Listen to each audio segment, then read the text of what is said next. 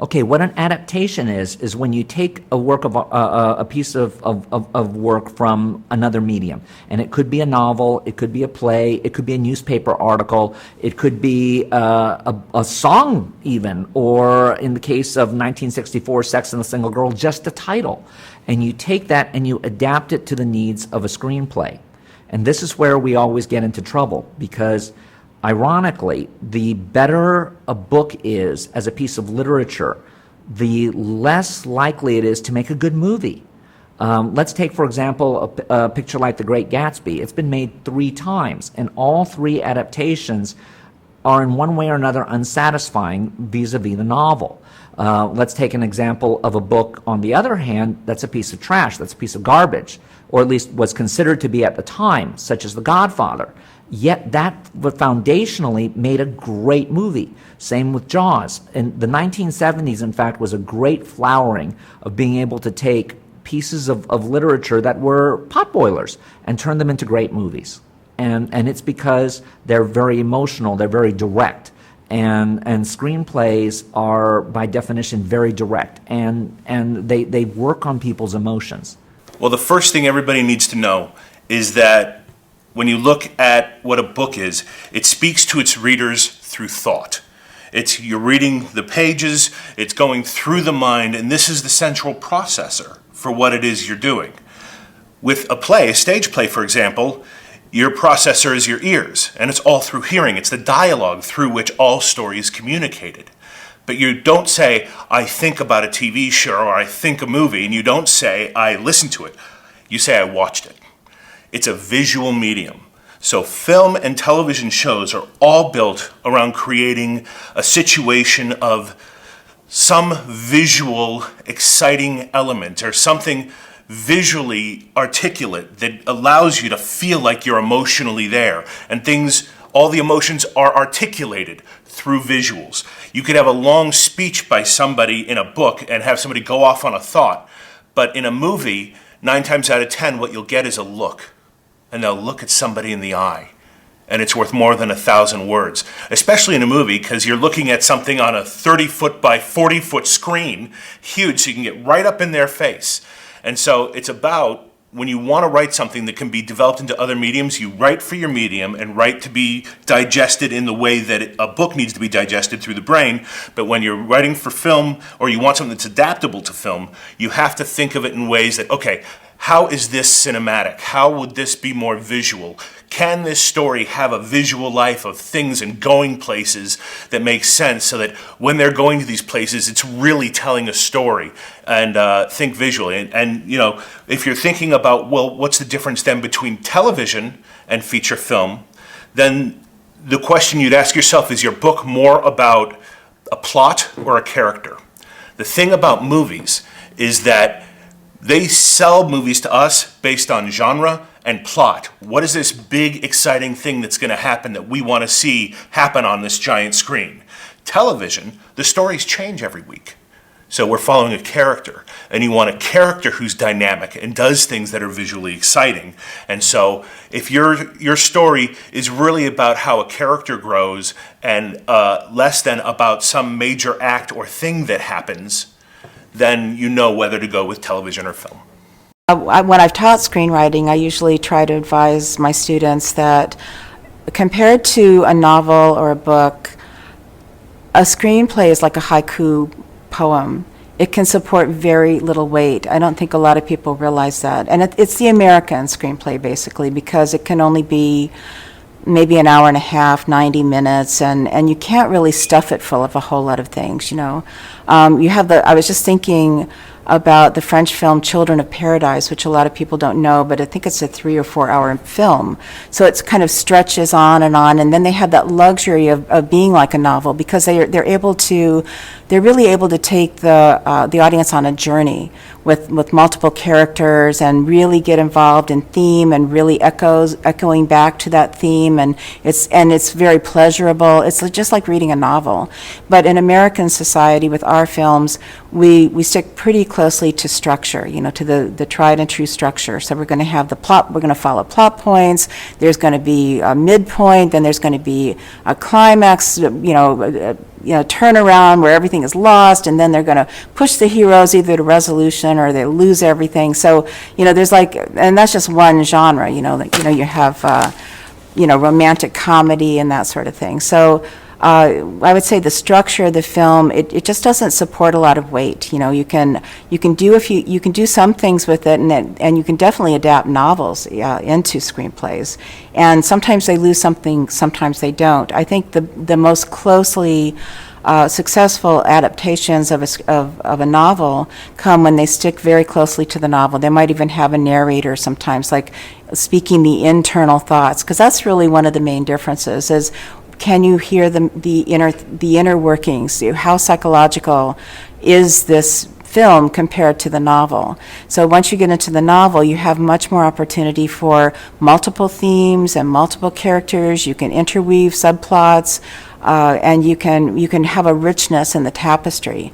And like I said before, merchant ivory films sometimes approach that. When they're Call Me by My Name really was extraordinary. I haven't read the book, but it feels like you're reading a novel the way that they've done it.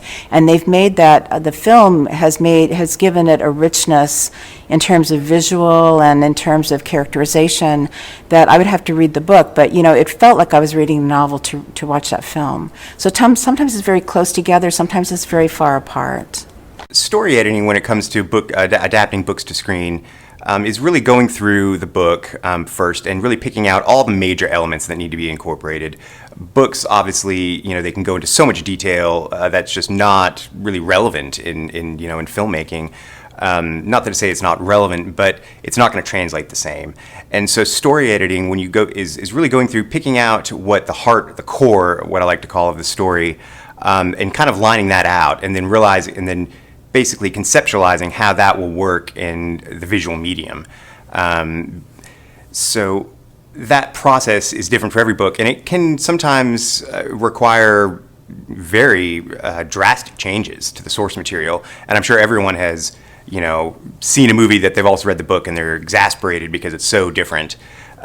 But really, what you want to do then is, pick out what matters the most in that story and tell that. And sometimes that can only be, maybe half the book, or maybe the first part of a book, or you're taking the first part and you're combining another part.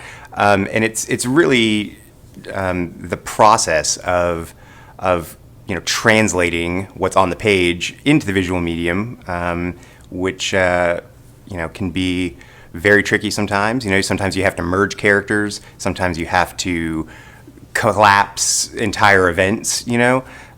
But why that is interesting and why that is so important is because these are two very, very different, two very, very different mediums that you're working in. And a book is always going to be a book, and a movie is always going to be a movie. And when you're taking source material like that, you just really want to convey the heart and the core of what that author was trying to get across, and put it to the silver screen.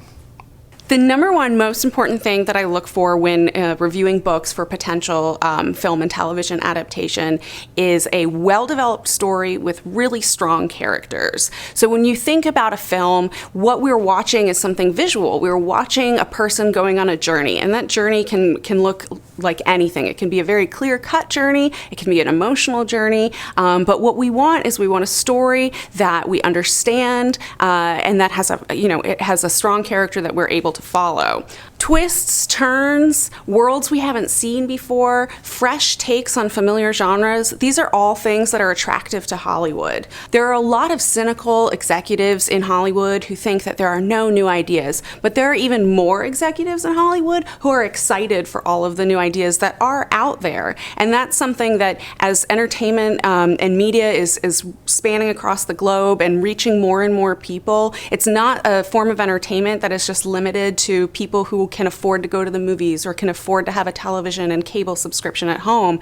Entertainment is reaching people all over the world, and that gives us more and more opportunity to tell different kinds of stories to reach these new audiences. You think of a movie like Slumdog Millionaire, Danny Boyle's really incredibly successful and just amazing movie, Oscar-winning movie from 2008.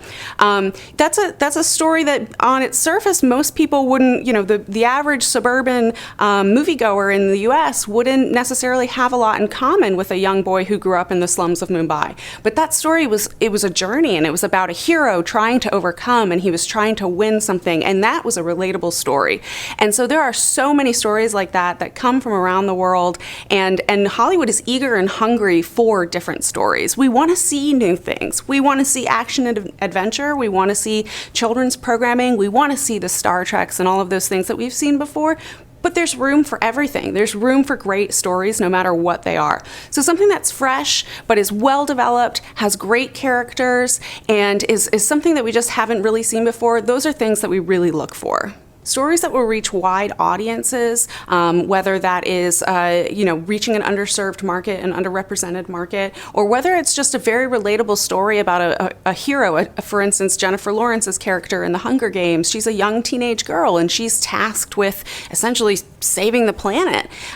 So stories like that people can become attached to and invested in. Emotional investment is key in convincing people, go see this movie or watch this television series. The amazing thing about technology is that it has helped to lower costs of production, which enables Hollywood to tell different stories that they never would have told 20, 30, 40 years ago. And they're looking for any material, any source material, it doesn't matter where it comes from. The Martian was a self-published book that was released online, and it was a great story, and Hollywood found it, and Matt Damon wanted to star in it. So things like that happen all the time. Technology and the democratization of the arts has enabled so many more people to get their story out there, and Hollywood wants to hear it. If it's unique, if it's interesting, if it's different, they want it. Trends and current events are very important to Hollywood.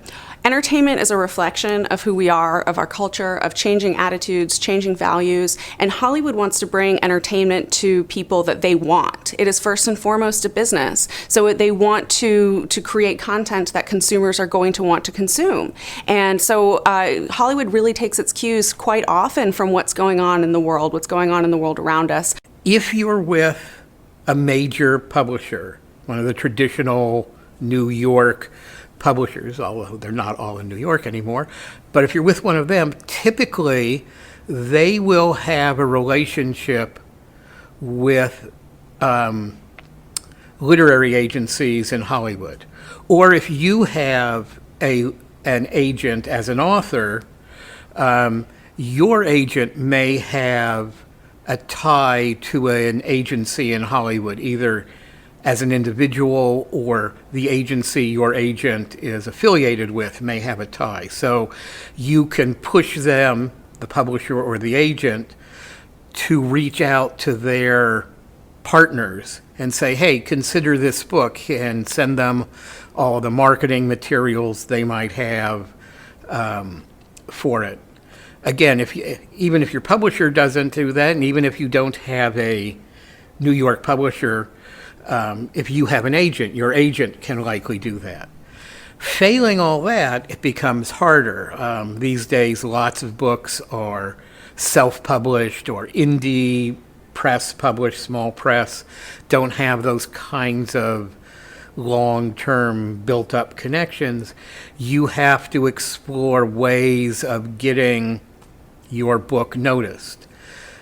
Some of that is reviews. If you can get good reviews in the places that get notoriety. To some extent, things like Goodreads are all, and similar organizations, are all perused by the Hollywood agencies and the Hollywood studios.